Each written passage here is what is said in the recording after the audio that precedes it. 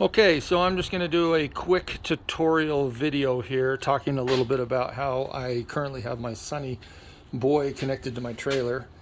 You can see here that I lined it up on the outside of the trailer so it doesn't hang out past the wheel well, and that keeps me legal. I had a local machine shop fabricate me 2 aluminum hangers here. I'll like come around the back side. They basically just hang. I did this for rigidity. That kind of comes down here and then down at the very bottom. I just bolted it in to the bottom of the trailer, but it's on there nice and solid. And I plan to put another little side bracket right here that will clip into the back of the Sunny Island and then wrap around here and then bolt on here. So that way it'll hold this in nice solid state. The thing I like about this SunnyBoy, this is a 7.7 SunnyBoy. I like that it has a built-in shut-off switch, so I don't have to have an independent shut-off. And then temporarily, I just have my panels wired. I put on new 390-watt bifacial panels. I really like these panels. These are so amazing. You can see here they fit perfectly. It was a tight squeeze, and there's no room in between the panels, so they're literally butted up next to each other. But I was able to get 5 to fit on each side. I currently have this one counterweighted. You love this, but I did the counterweight because this side hangs out a little bit further. Let me back up some distance here. You can see how the left side right here hangs out a little further, so it wasn't exactly weighted properly. So this is just temporary. Makes it easier for me to rotate them, like if I get snow on it and stuff. Eventually I plan to install like a weighted pipe along the outer edge here, and then I'll mount some weights along here to be able to hold, to balance this more evenly.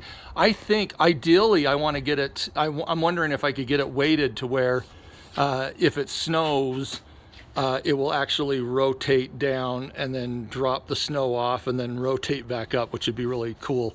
I'll have to post another video on that later.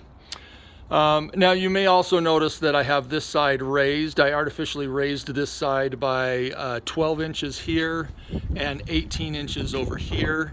And so what that does is it gives me a better angle to the sun so that the southern facing panel doesn't shade the northern facing side.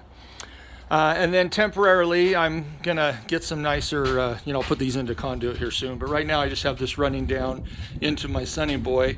I have one string on the A circuit, and then the B is on the other side.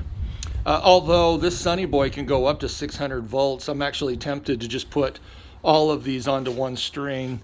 But it does handle a 3rd string, and I'm planning on putting another panel right here that will fold outward. So it literally would hang, it'll fold, let's see if I can get my hand in there, it'll fold up and over like this and then hang out here. I'm gonna add 4 more panels here, here, and then on the back end, there as well. And I'm even tempted to put a couple panels sideways up here that would fold kind of out like this. And then the same thing over here. Technically this fence is almost 2 feet on my property side, so I'm thinking I'm gonna hang my panel over the edge of the fence here, and then on the outer edge there I can hang 2 panels there. So if I can get all that on there, I'll end up having 18 solar panels. It'll be amazing. And the cool thing is that this SunnyBoy, being that it's a 7,700 watt model, can totally handle all that. So now let's talk about how I currently have it set up. This is my power. That's my AC side. So these are my DC lines coming into the SunnyBoy. This is my AC power. Technically, this is only temporary. I just have that running over here and it's plugged in right on the side as one of the load side panels. Eventually, what I'm going to do in here, so as you can see, I took out my midnight charge controller because I don't need it. Which, by the way, you know, that midnight charge controller really pumped out a lot of heat. I think it put most of the heat in this cabinet. So I'm going to take this whole circuit out because this is, I don't even need this anymore. So I'm going to take this out, and I've got an extra AC box that I'm going to mount here. And then in this AC box that I put over here, I'm planning to have the Sunny Islands will talk directly to this AC box. I will have the SunnyBoy coming into a 50 amp breaker into this box, and then I'll have a 100 amp breaker going from this box into my house, which I currently right now, I took out one of the 50 amp breakers and put a 100 amp breaker, and that runs 100 amps into my house, because this box is rated for 100 amps and these Sunny Islands are rated for well, the normal output is 6,000 watts, you know, well, 50 amps at 12,000 watts, but all the wiring is set up for it to be able to burst. Like this baby can burst as high as gosh, 20,000 watts or something for short periods of time. But anyway, by having my AC breaker here, then I'll run I'll probably just do a 50 amp breaker, because I'm never going to pull 50 amps out of this box over here. So I'll move that 100 amp over to this box, restore my 50 amp breaker here. Well, actually, no, this will become a sub panel. So this will be a sub panel box to this, which will become my main breaker box. Anyway, I'll show another video when I get further along. I think, as you can tell, I'm still in the midst of rewiring a bunch of stuff, but it's super exciting. Here's my generator, and then what I'm planning on doing is I'll likely put my my power transfer switch back here, or I could put it right here, but I like having this cavity open to be able to access, you know, because you have to come in here for all sorts of things. And yes, you may have noticed I have 4 batteries on my trailer, which is pretty crazy. 100,000 watts of power. This baby will run my house like full load. Like I can be pulling 3,000 watts an hour.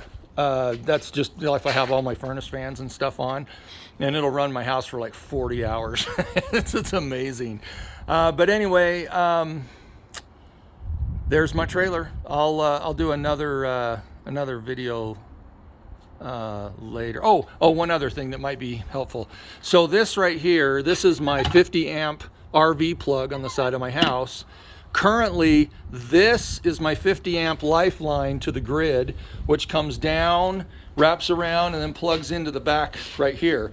So the grid is feeding into the back of my trailer, which then creates a private grid from here, which powers my entire house. And the SunnyBoy is actually connected to the private grid, and it uses frequency shifting to communicate with this. So that way, like for instance, I'll come over here and, well, I'll just do it manually. It's kind of fun to do. Boom, the end of the world just happened and I have no power, the grid's down, but nothing in my house changed. There's my little light there that's still running, which is pretty cool. And if I plug back into the grid, sorry, it's crazy. Plug back into the grid after 300 seconds, the Sunny Island will realize that the grid has stabilized. It will then connect back to the grid. But meanwhile, my SunnyBoy, he's busy doing his job. Come over here, he's just doing his thing normal. Hopefully this is helpful to anybody. I'll do another one when it's all finished. Eventually I'm gonna run my wire in some nice conduit and I'll take it into the back of the cabinet. I'm planning to go in right there, which will be right below that other AC box that I'll be swapping out the DC photo combiner box with. All right, Merry Christmas, everyone. Oh, of course, subscribe to my channel. I have a few videos up there. Talk to everyone later. Bye.